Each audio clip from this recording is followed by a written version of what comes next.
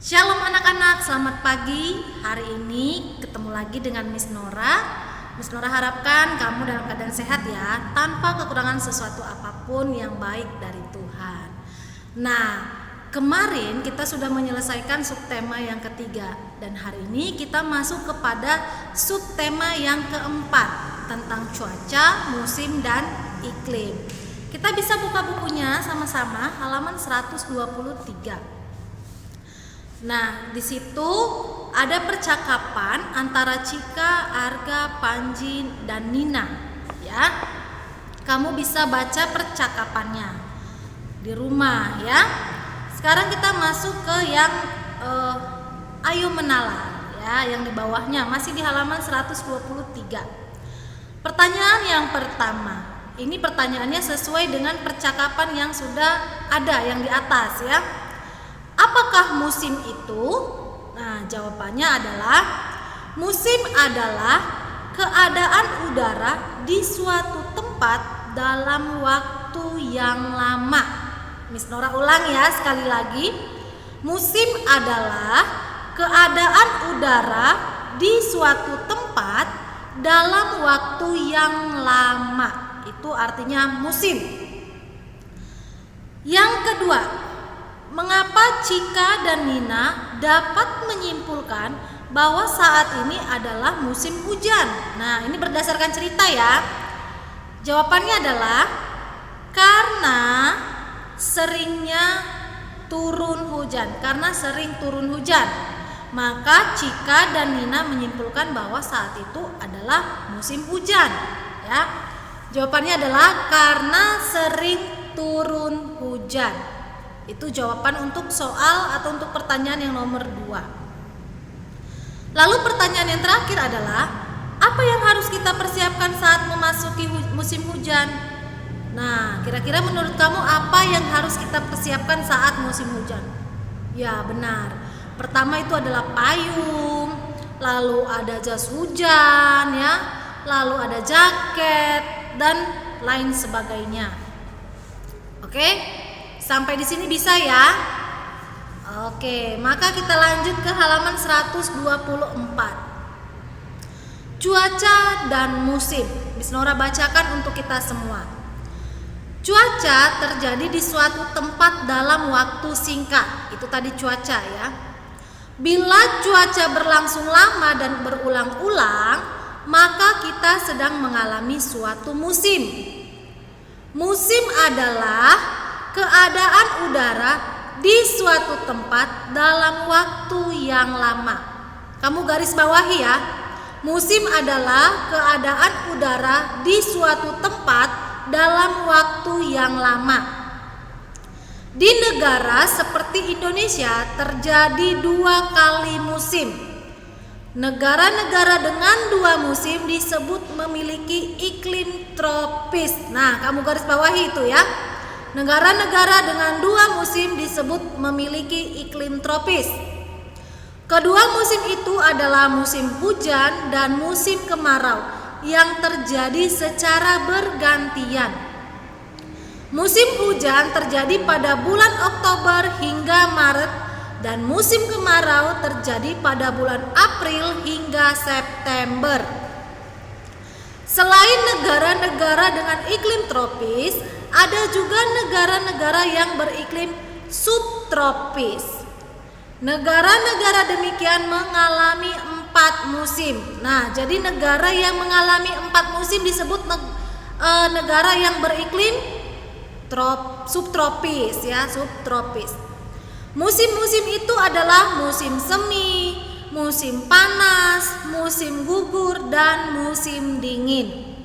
Contoh negara-negara itu adalah Australia dan Jepang. Oke? Kita jawab pertanyaannya sama-sama. Bagaimana waktu terjadinya cuaca? Jawabannya adalah cuaca terjadi di suatu tempat dalam waktu singkat. Ada di paragraf pertama ya jawabannya. Cuaca terjadi di suatu tempat dalam waktu singkat. Jelaskan pengertian musim. Nah, tadi sudah digarisbawahi ya. Musim adalah keadaan udara di suatu tempat dalam waktu yang lama. Oh ya, ini kamu bisa kerjakan di buku paket, bisa juga di buku PS. Oke? Nomor 3, kapan musim hujan dan musim kemarau terjadi? Nah, itu jawabannya ada di paragraf yang kedua yang Miss Nora baca tadi ya. Musim hujan terjadi dari bulan Oktober sampai bulan Maret.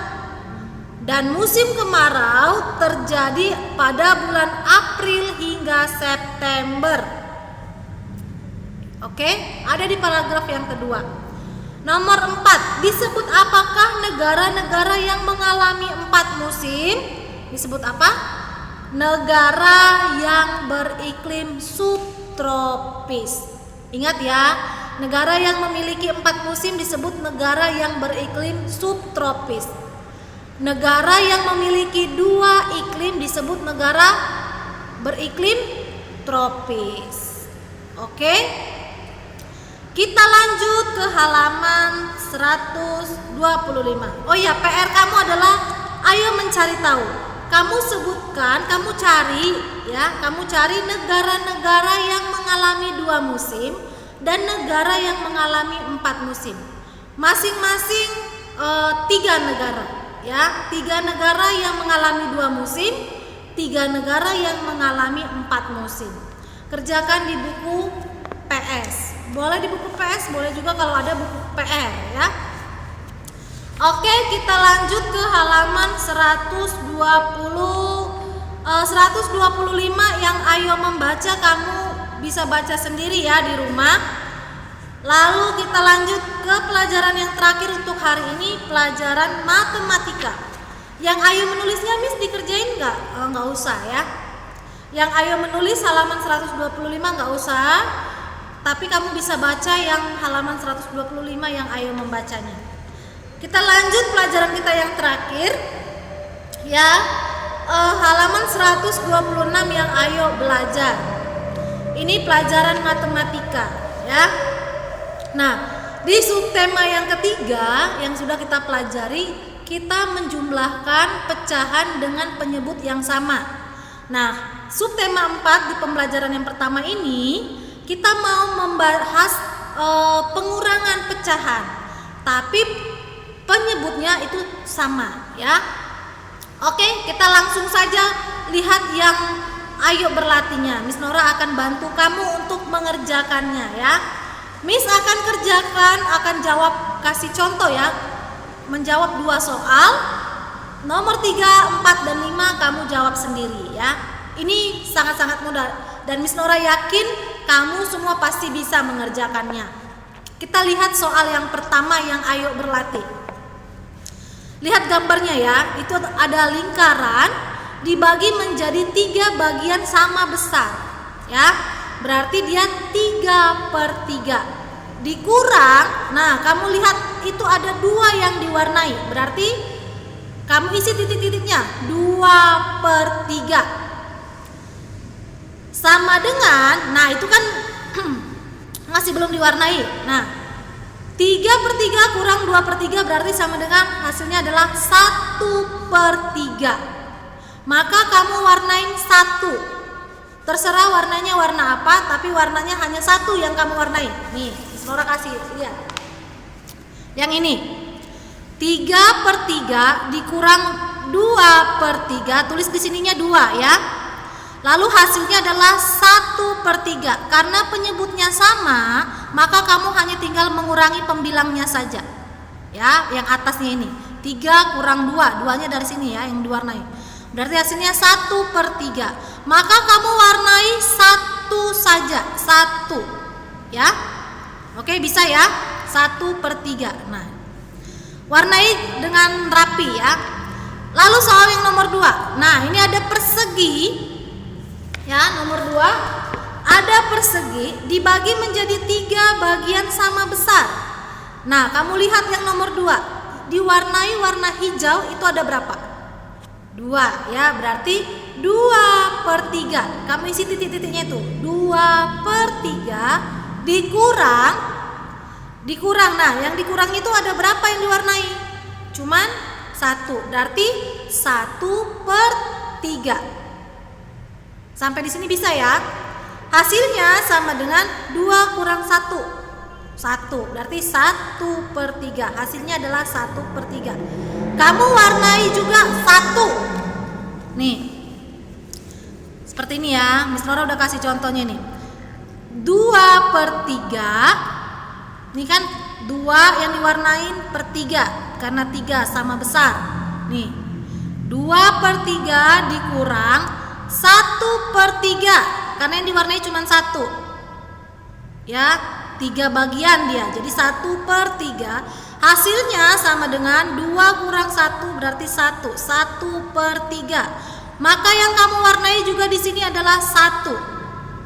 Ya, yang kamu warnai adalah 1 saja. Oke? Warnai dengan rapi. Warnanya bebas mau warna apa. Boleh mengikuti warna yang ada di buku ini, boleh juga sesuai dengan warna yang kamu mau. Oke? Nomor 3 sampai nomor 5 itu kamu kerjakan sendiri. Demikianlah pelajaran kita untuk hari ini. Miss Nora harapkan kamu tetap semangat. Oke? Dan tetap jaga kesehatan dan jangan lupa berdoa. Demikianlah pelajaran kita untuk hari ini. Tuhan Yesus memberkati. Dadah.